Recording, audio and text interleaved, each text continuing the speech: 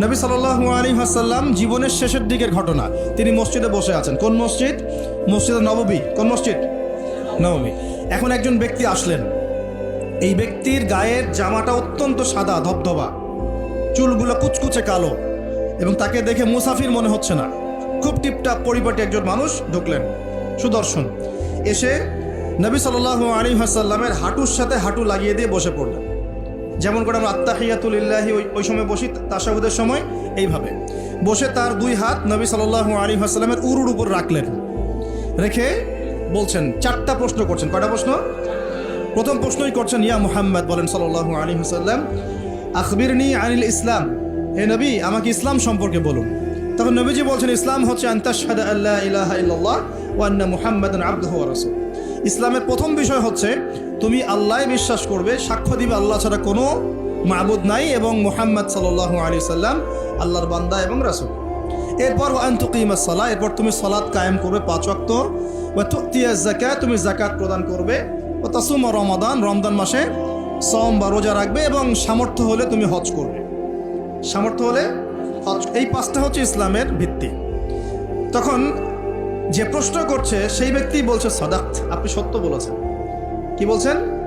আপনি সত্য বলেছেন। তখন উমর রাদিয়াল্লাহু আনহু পাশ থেকে তিনি খুব অবাক হয়ে গেলেন। তিনি বলছেন, ফাআজিবনা লাহু, আমরা অবাক হলাম তার উত্তর শুনে।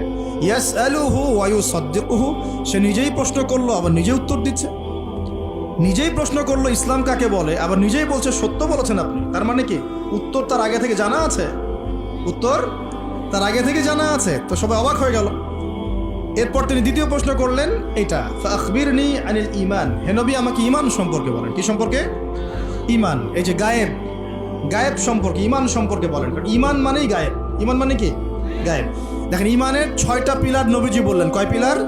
6 পিলার নবীজি বলছেন। এখন ঈমান, আল ঈমান হচ্ছে আন তুমিনা বিল্লাহ, তুমি আল্লাহ বিশ্বাস করবে। কিসে বিশ্বাস করবে?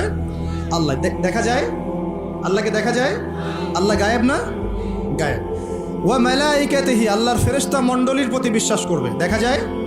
গায়েব না? আচ্ছা। ওয়া কুতুবিহি, আল্লাহ পাকের সমস্ত আসমানি কিতাবে বিশ্বাস করবে, কোরআন ছাড়া বাকিগুলো দেখা যায়? গায়েব না এগুলা? আচ্ছা। ওয়া রুসুলিহি, আল্লাহ পাকের সমস্ত রাসূলগণে বিশ্বাস করবে। দেখা গেছে রাসূল? আমরা কি আমাদের নবীকেও দেখেছি? এগুলো গায়েব না? গায়েব। ওয়াল ইয়াউমিল আখির, পরকালে বিশ্বাস করবে। পরকাল মানে মৃত্যুর পরের জীবন থেকে জান্নাত জাহান্নাম পর্যন্ত দেখেছি আমরা কেউ? এগুলো গায়েব না? গায়েব।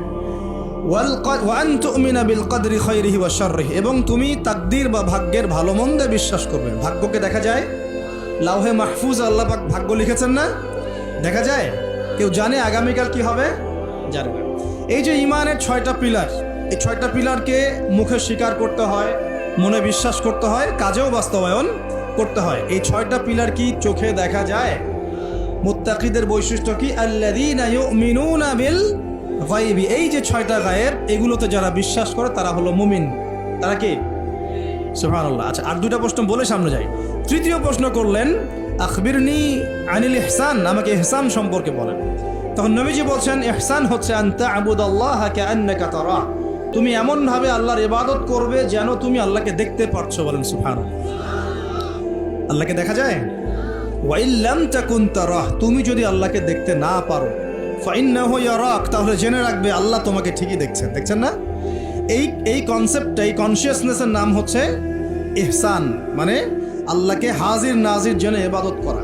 এই জিনিসটা যদি সবার ভিতরে থাকতো, কেউ কোনো দুর্নীতি করতে পারতো না, অন্যায় করতে পারতো না, কাউকে ঠকাতে পারতো না, সুদ খেতে পারতো না, ঘুষ খেতে পারতো না। কারণ সে ফিল করতো, আর কেউ দেখুক না দেখুক আল্লাহ পাক আমাকে দেখছেন। এই জিনিসটা থাকলেই মানুষ পাপ থেকে দূরে থাকতে পারতো। আল্লাহ পাক আমাদেরকে ইহসান দান করুন বলি আমি। এটাই কিন্তু সুফিজমের একটা ভালো অংশ। অনেকে এটাকে সম্পূর্ণ বলেন যেটা প্রয়োজন নাই, হয়তো এরকম কথা আসে, কিন্তু এটা আধ্যাত্মিকত্বের দরকার আছে। এটা হলো ইহসান। এটাকে বলে ইহসানের মধ্য দিয়ে আল্লাহর মারিফত পাওয়া যায়। কি পাওয়া যায়? ইহসানের মধ্য দিয়ে আল্লাহর পরিচয়, আল্লাহর মারিফত পাওয়া যায়। যখন আপনি ফিল করবেন, বা আমি ফিল করতে পারবো যে আল্লাহ পাক আমাকে সবসময় দেখছেন, সবসময় আমার সাথে আল্লাহ পাক আছেন। সাথে আছেন মানে কি? আমার পাশে আছেন। আল্লাহ পাক তার জ্ঞান দিয়ে, তার ক্ষমতা দিয়ে, সব কিছু দিয়ে আল্লাহ পাক আমাকে পরিবেষ্টন করে রেখেছেন। দেখেন নাই? তার দৃষ্টির বাইরে যাওয়ার ক্ষমতা আমার আছে? তার জ্ঞানের বাইরে যাওয়ার ক্ষমতা আছে? তার ক্ষমতার বাইরে যাওয়ার ক্ষমতা আমার আছে? অতএব এই হলো আল্লাহ কনসিয়াসনেস, যেটাকে আমরা বলি আল্লাহ কনসিয়াসনেস, মানে এহসান। আল্লাহ পাককে হাজির নাজির জেনে ইবাদত করা, এটা হলো এহসান। এটা ইবাদতের অনেক উঁচু স্তর। সবাই কিন্তু শুরুতেই এহসান অর্জন করতে পারে না। আমলের মধ্য দিয়ে, জিকিরের মধ্য দিয়ে, হ্যাঁ, তাহাজ্জুদের মধ্য দিয়ে, ভালো ভালো দান খয়রাত, দান সাদাকা, নামাজ, রোজা, হজ, যাকাত, বিভিন্ন আমলের মধ্য দিয়ে হৃদয় যখন পরিশুদ্ধ হয়, কলব যখন পরিশুদ্ধ হয়, আল্লাহওয়ালা মানুষের সোহবত পায়, আস্তে আস্তে দেখবেন তার মধ্যে আল্লাহর মারিফত চলে আসে। একবারে কিন্তু আসে না, একবারে আসে। এবং জিকির, বেশি বেশি আল্লাহর জিকির করতে হয়। জিকিরেই কলব কি হয়? তাজা হয়, পরিচ্ছন্ন হয়। আর জিকিরের সবচেয়ে শ্রেষ্ঠ জিকির হচ্ছে সালাত। সবচেয়ে শ্রেষ্ঠ জিকির কি? এটাই বলে যিকরুল্লাহি আকবার, এটা হচ্ছে আল্লাহ পাকের সবচেয়ে বড় জিকির। তারপরে অন্যতম বড় জিকির হচ্ছে কোরআন তেলাওয়াত করা। কি করা? কোরআন তেলাওয়াত। এরপরে তো আমাদের তাসবিহ, তাহলিল, জিকির, আজকারগুলো আছেই। তো আসুন, চতুর্থ প্রশ্ন নবীজি করছেন, নবীজিকে করা হচ্ছে ফাখবিরনি আনিস সাআহ। কে প্রশ্ন করছে? ওই ব্যক্তি জিবরাইল আলাইহিস সালাম মানুষের রূপ ধরে এসে প্রশ্ন করছেন। আর বলে রাখি, সাহাবীদের সামনে, সবার সামনে এই একবার মাত্রই তিনি মানুষের রূপ ধরে এসেছেন। সবার সামনে, সবার সামনে পাবলিকলি, নবীর সামনে পাবলিকলি, সাহাবীদের সামনে এই একবার তিনি সবার সামনে মানুষের রূপ ধরে এসেছেন। এটাকে বলে হাদিসে জিবরিল। তখন চতুর্থ প্রশ্ন তিনি করছেন, ইয়া মুহাম্মদ আখবিরনি আনিস সাআহ, আমাকে কিয়ামত সম্পর্কে বলেন। কি সম্পর্কে? কিয়ামত। দেখেন, 4টা মৌলিক প্রশ্নের একটা কিয়ামত সম্পর্কে। তার মানে 25% প্রশ্ন কিয়ামত সম্পর্কে। বুঝতে পারছেন? 4টা মৌলিক প্রশ্নের একটা কিন্তু কিয়ামত সম্পর্কে।